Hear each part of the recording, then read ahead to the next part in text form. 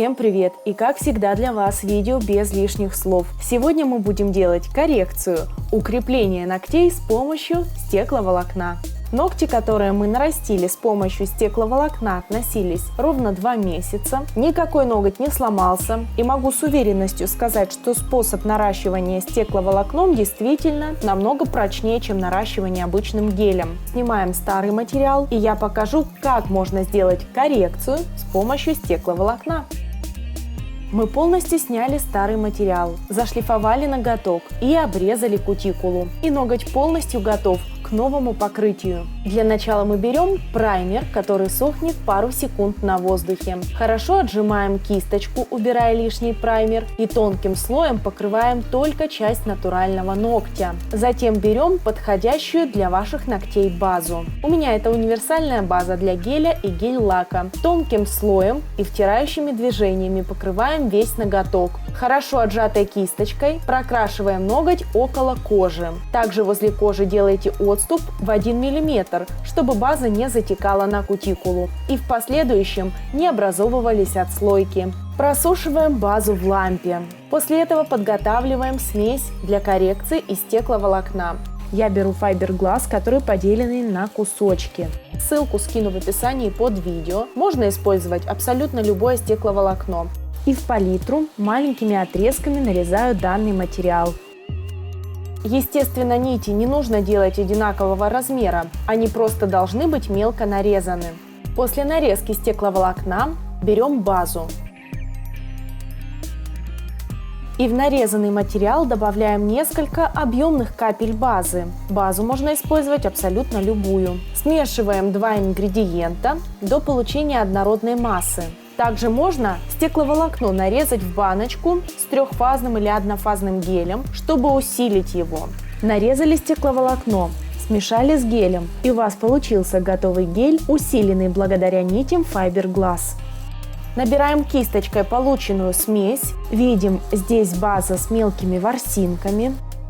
И ее мы выкладываем на ноготь. Плотно к коже подвигать смесь не нужно, ведь ноготь уже покрыт базой. Мы просто разравниваем смесь по всей длине ногтя, акцентируя внимание на проблемных местах. Это зона стресса, зона вроста ногтя, где ногти обламываются или где не хватает прочности материалу. Поворачиваем ноготок боком, смотрим, если есть кусочки, которые нужно расправить, расправляем и отправляем сушиться в лампу. После того, как ноготь высох, мы смотрим сбоку.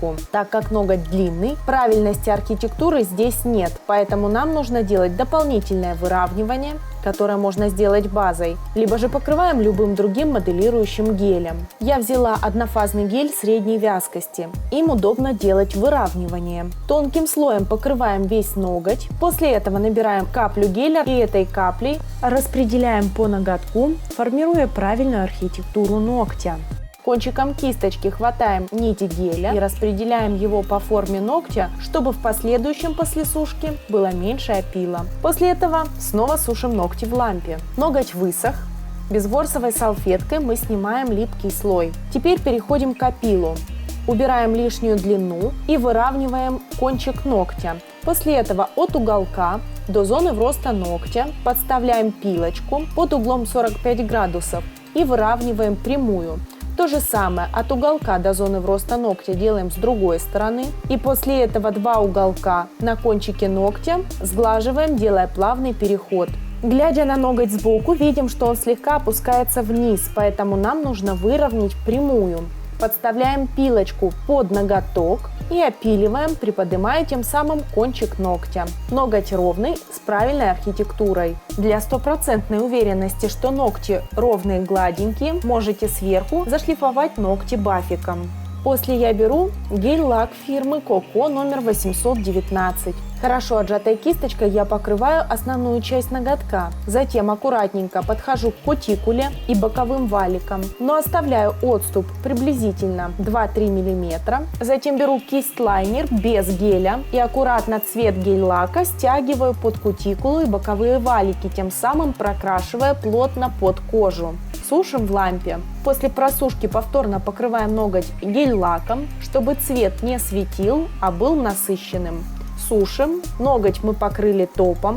Получился красивый ноготь, но преимущество его в том, что он усилен с помощью стекловолокна, поэтому будет он носиться в разы дольше и также не будет бояться механических повреждений. Спасибо за просмотр, ставьте лайки, дизлайки, поставьте колокольчик сверху в углу экрана, и ты будешь в курсе, когда выйдет новое видео. И помни, каким бы ни был маникюр, главное, чтобы он был чистым. Пока-пока!